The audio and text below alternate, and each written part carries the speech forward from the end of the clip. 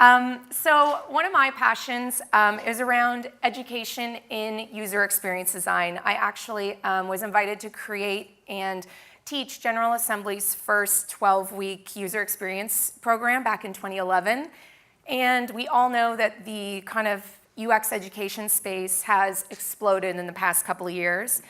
And when I was looking at it, I realized that I think there's a pretty big gap concerning creating a lot of people that can make things and use software and things like that. But there seems to be a gap in people learning how to think like a designer. So every Friday I do a weekly user experience newsletter focused on really helping people learn to think like a designer. And I'm always looking for inspiration to kind of draw upon and give kind of real life examples and lessons for UX. So fast forward, I was in Stockholm this summer doing a research project, and I was on the metro coming home from some interviews, and I got off the train and I turned a corner, and I just stopped in my tracks because I saw this. And I thought to myself, I am falling in love with Stockholm even more because their subway systems on the stairs, they've got a fast lane for me.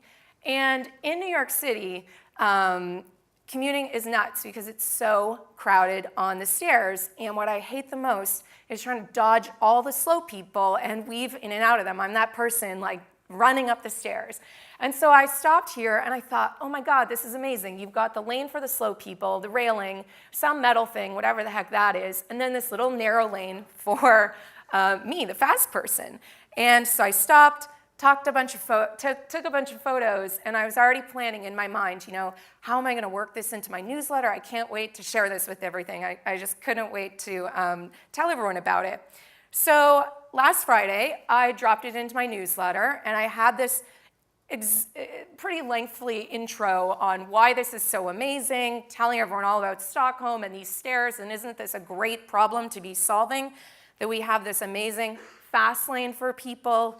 And then I kind of wrapped it into delight, which we talked about earlier, where I think so many times people are trying to create almost fake delight through gaming and badges and things like that. But for me, the most delightful thing is normally when something solves a real problem. So I thought, this is genius. Well, fast forward a little bit in the day on Friday, and I got on Twitter because I thought I was getting a lot of notifications, and it turns out that my Twitter was blowing up because I was getting schooled by everyone who clearly knew that that was not a fast lane, that this is some type of lane for bicycles and carriages or people with luggage. And so that was just one of the examples of the tweet, but they did think it was delightful.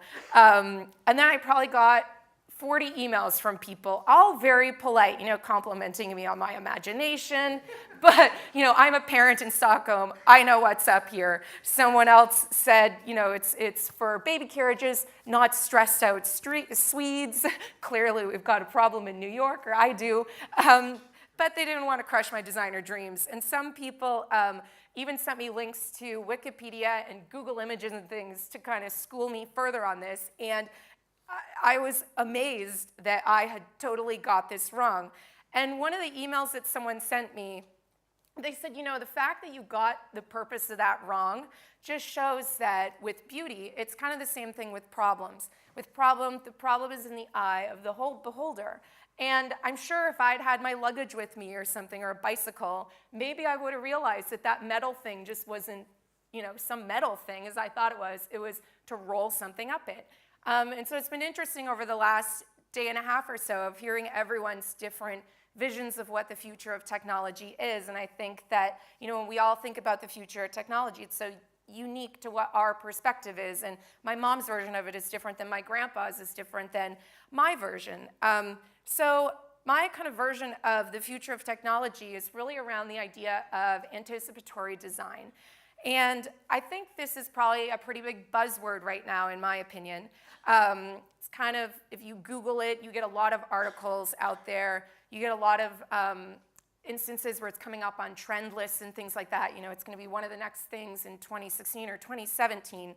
But when I took a step back from it, I thought, isn't this something that we're already doing if we're being very thoughtful about design? Aren't we already kind of trying to give people what they need before they need it? And I think that if you're not anticipating people's needs as a designer, then honestly, you're probably doing it wrong. You're not really considering the whole experience for people. And so I was trying to think of examples of where I felt like there was already anticipatory design happening. You've probably experienced some of these. So I was thinking of travel applications, and I flew here on Saturday. So on Friday, I opened up my Delta app, and somewhere on the home screen, there was a notice that said, oh, we see you're flying tomorrow. Do you want to check in? And it doesn't normally say that, but because I was flying Saturday, it was suggesting to me that might be an action that I want to take. So that was pretty helpful for me. We also see a lot of this in, for example, commerce. We've always been in that kind of shopping vortex where you're on a product detail page, you see this thing that you're interested in, and then if you don't like it, you always scroll to the bottom and you've got those other things that you can choose from. They're trying to anticipate your needs. Of course, selfishly, they're just trying to shove more at you so that you'll buy it. But also, they're trying to at least do it in a way that's kind of in line with whatever you're already looking at. It's in the same category, it's another chair or something else that may go in your living room. We also see the same thing in news sites, right? You're always on that article detail page, and then there's related stories, whether they're topical or timely. But we see this notion of anticipatory design in a lot of places. Speaking of news, we have this interesting election coming up over in the States. And so I'm originally from Canada, but I have dual citizenship, so I can vote in the States, which is great. And this summer, I wanted to triple confirm that I was going to be able to vote, because obviously it's really important. So I went to Google, and I typed in, how do I? And before I even typed the word R for register, I got all these options. And I thought, oh, that's really interesting. So 3 out of the 4 of them had to do with voting. So I clicked on, how do I register to vote? And then I ended up on the results page, where there were all the links to the really bad government websites. We're not as good as you guys with our UX on government sites, but above all those links was this little module for how to register to vote. And it was anticipating all the things that I might need to do on the topic of register to vote. So in the blue, it says how to, requirements, deadlines, and then within that how to, I could quickly get to sections within the site concerning, check if you're registered or create an account, things like that. And so for me, I thought that this is just another great example of anticipatory design in action. So if we see that anticipatory design is kind of already in a lot of really thoughtfully designed products, I started to wonder, how the heck did it reach this buzzword level status right now? And in Fast Company, there was an article called The Next Big Thing in Design, Less Choice. And the guy who wrote it is the CEO of Huge in New York, which is a big digital agency. His name is Aaron Shapiro. And so in the article, he kind of makes the argument that anticipatory design is a little different than things I explained. And he says, our lives aren't made easier by those examples because we still are forced to make a decision. And so I was thinking about that, and I thought, I can kind of see his point. And someone mentioned Netflix earlier this morning, but I know that whenever I have some downtime and I think I'm going to go watch a movie, I have this kind of vision of myself going to Netflix and then seeing a couple of movies and being able to find the perfect film. But what always happens to me is I end up, and I'm so excited to watch a movie, and then I get here and it's like the high of wanting to watch a movie and then the low of thinking, oh my God, what movie am I going to watch? I have all these options. It goes top to bottom. There's a really long scroll, and all these scroll many, many screens horizontally. And that excitement of wanting to watch the movie instantly turns into stress of what movie am I going to make? Because I still have to make this decision, even though they've tried to do some work for me. They've tried to give me top picks, or because I watched House of Cards, I don't know why Friends matches to House of Cards, but apparently it does. And so what normally happens is I don't end up watching a movie. Maybe I try Amazon, and I'll either give up or probably watch a movie that is tried and true that I know I love. Another example for me is I had to buy paper towels. I ran out of paper towels. So I went to Amazon thinking this would be really quick, get this task done. And I typed in paper towels, and I got almost 19,000 results. And that's even within being in the category of house and home, which kind of blew my mind. And so, again, having this issue of trying to decide between all these results. And yes, they do a little bit of work to try and curate this for me and show me maybe what I purchased in the past, or suggest to me, well, what brand do you like the most to help me get to the solution faster?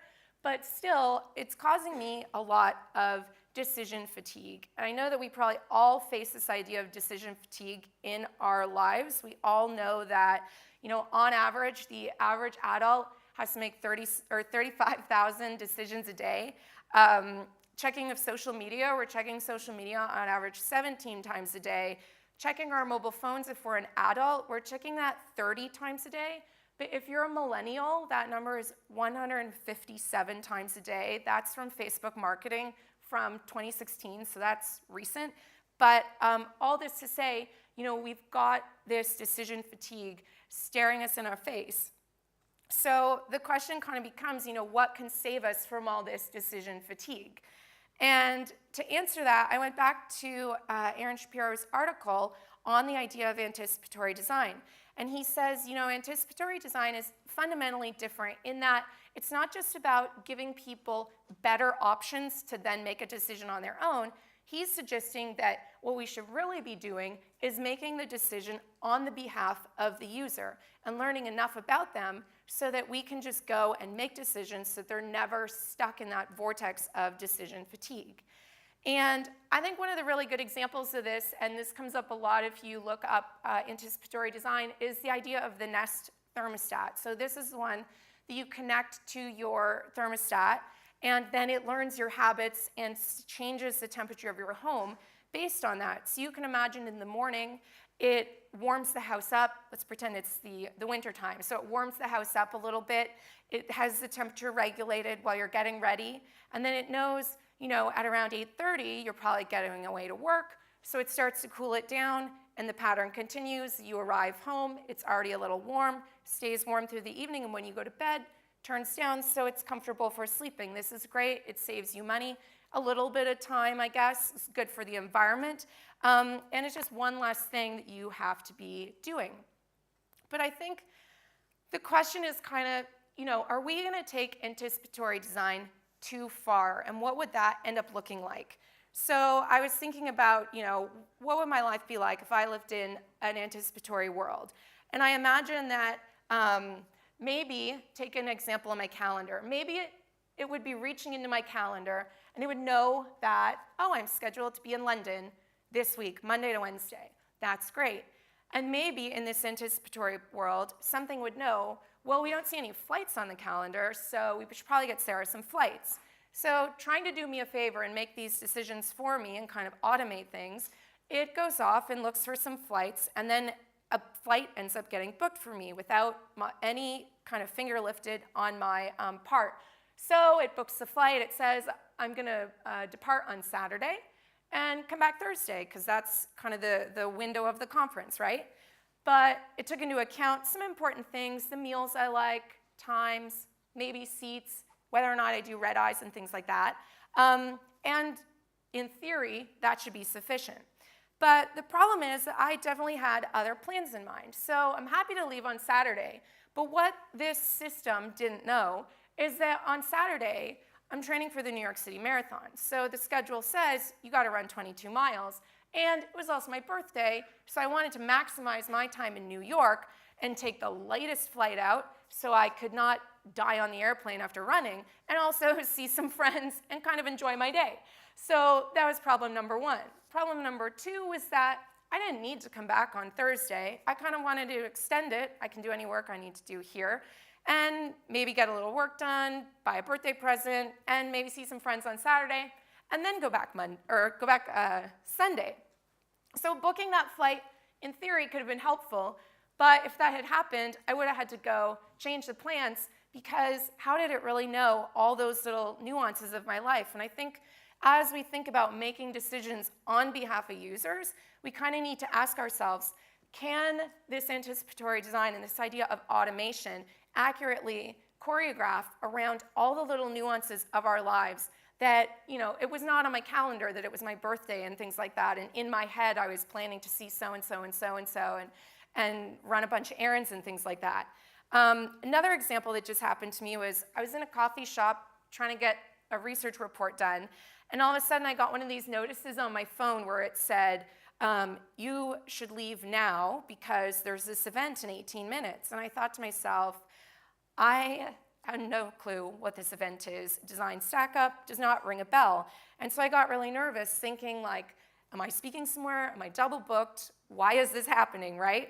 So I quickly dig into my calendar. It was a Thursday. I go down and I see this event. So it looked like that one on the right where it had the little lines through it and things, and I realized this looks like an invitation that I didn't accept yet, except I never remembered anyone talking to me about this.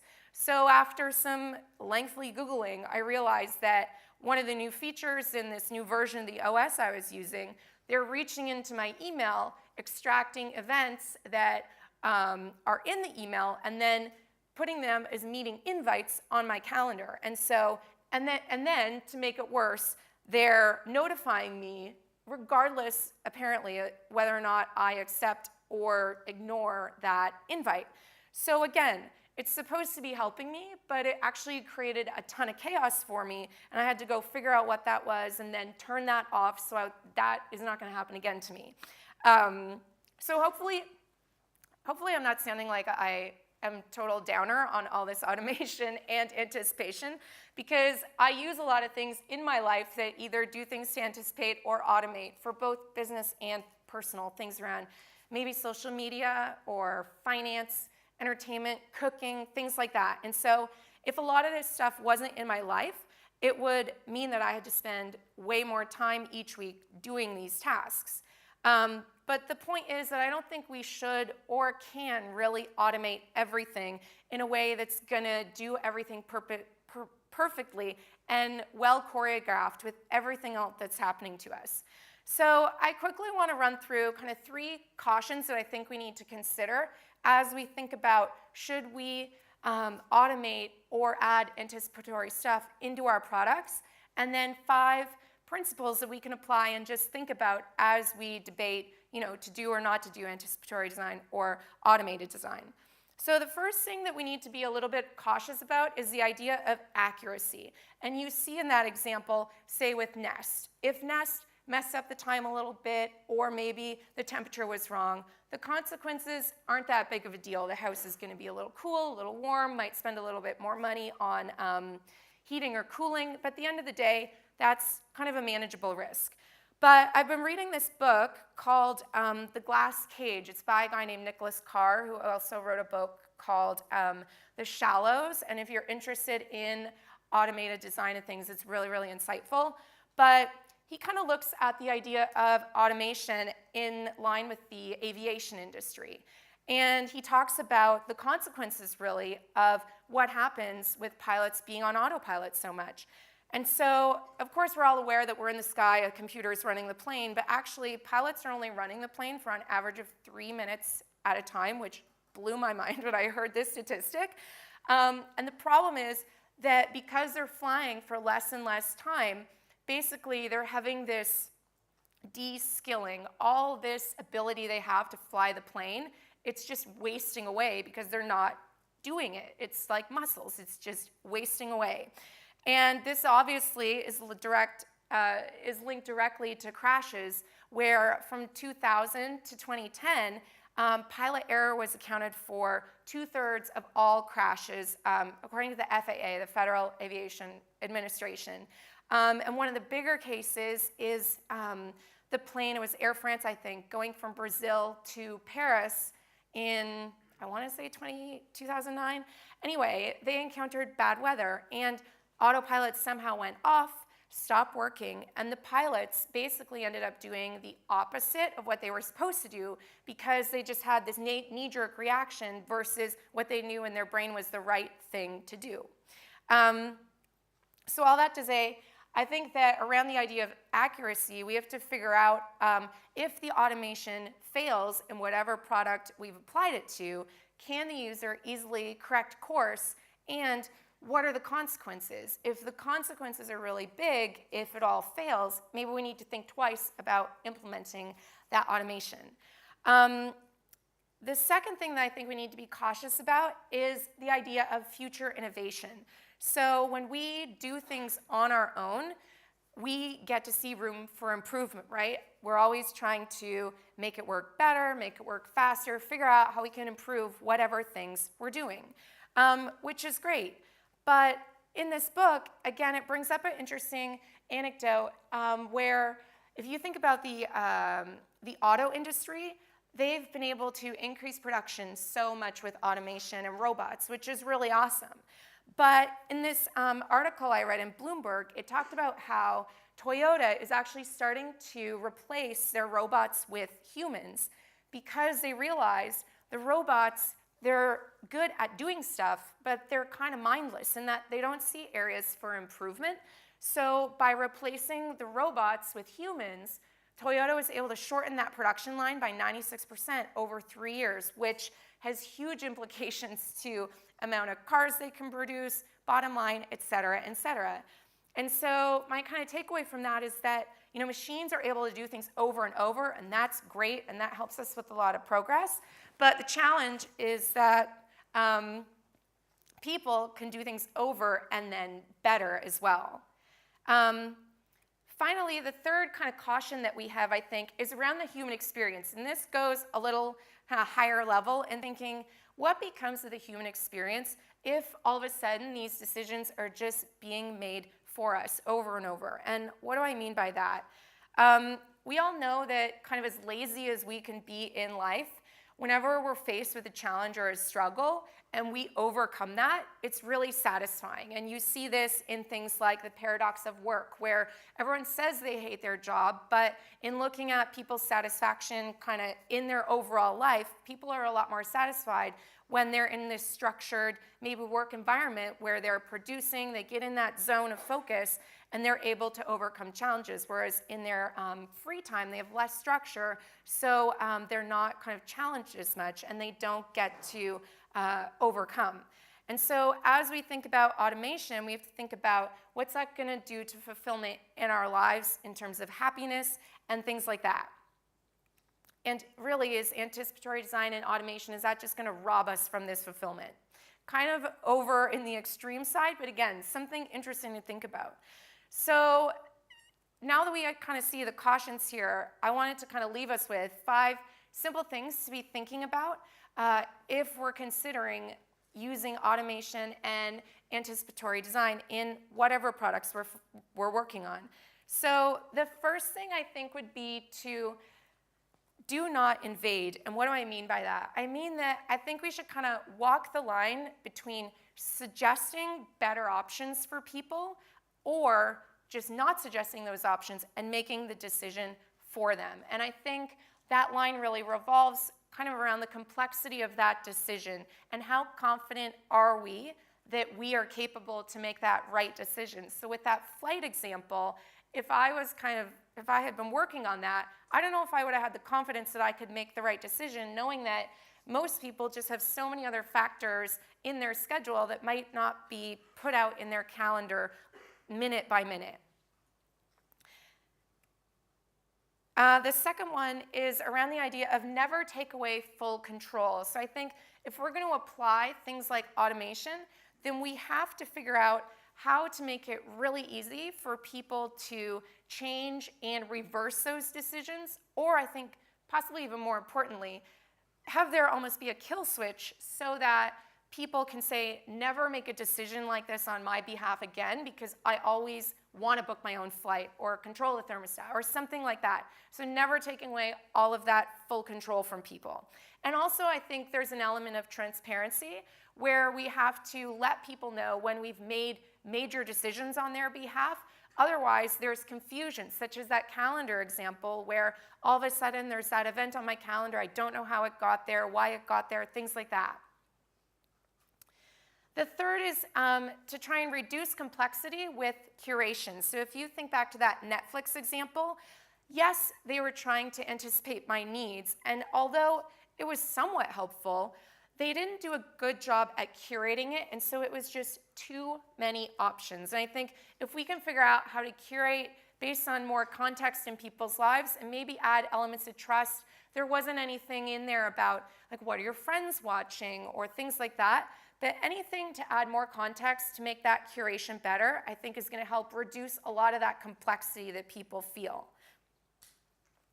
The fourth principle that I would kind of think about as I'm working on anything that's going to include the option to give people better decisions or make decisions for them is trust. And we talked about trust this morning already, but I think that it's super important because if we're going to try and reach into people's calendars or bank accounts and things like that, these really personal parts of their lives, we have to work harder to build that trust so that they'll let us do these things on their behalf. And then the final principle is kind of just the idea that, of course, we're all designers, but I think we also have to remember that even if we're the designer-in-chief, we also have to wear that other hat of the decider-in-chief, meaning that we have to decide when we're going to make decisions for the user versus when we're going to ask them to make their own decisions.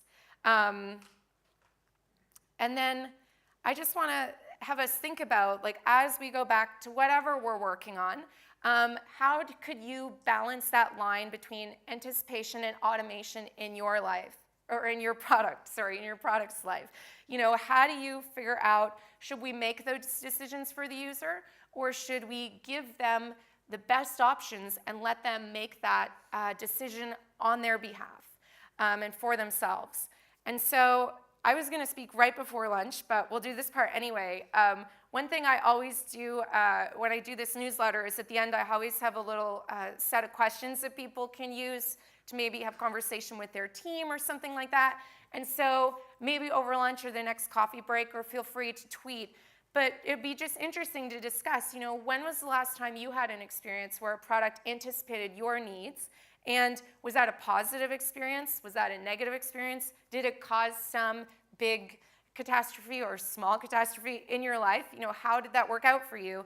And then the other topic that's interesting around this is kind of that idea of decision fatigue. And how has this affected you? How do you deal with it? And are there tools that are helping you manage this decision fatigue, whether it's in your personal or your business life? So that's all. Thank you for your time.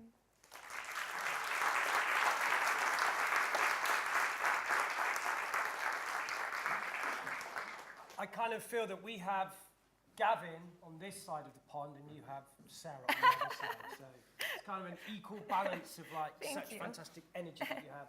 We have a minute or two for questions. Who has a question? Or you could answer one of the questions.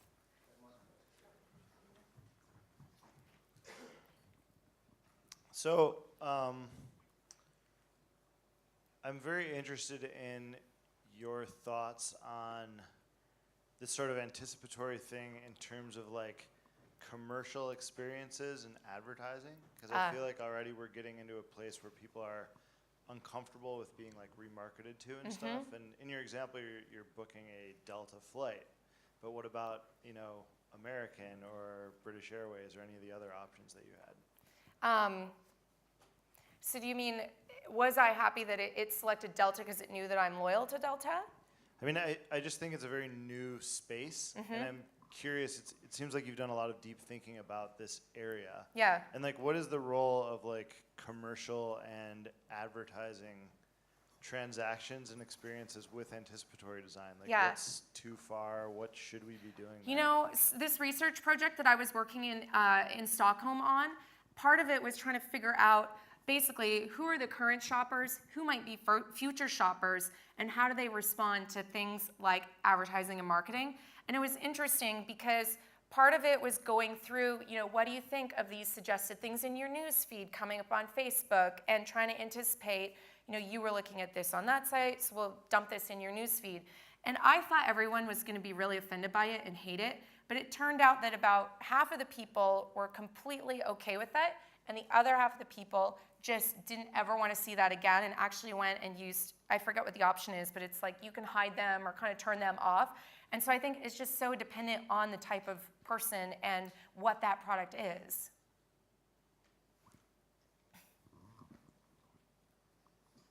One last question.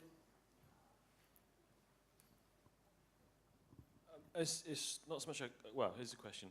I was wondering if you looked much at the safety industry, 'cause you mentioned the planes, but actually the human factors profession has actually had to deal with anticipatory design for a very long time when you think about the context of safety. So they do a lot of really great techniques if people are interested in it in terms of what's called allocation of function. You know, for a very long time they've had to think about actually what do we let the computer do, what do we let the pilot do, and things like that. And there might be some really good techniques which people aren't aware of. It's worth Great. looking I'd at. not heard of that. Yeah. Thank you. One last question. Okay. Hi, just thinking about what we heard this morning, Pamela talking about the sort of our anticipatory design, whatever. It's based on things that we've done in the past.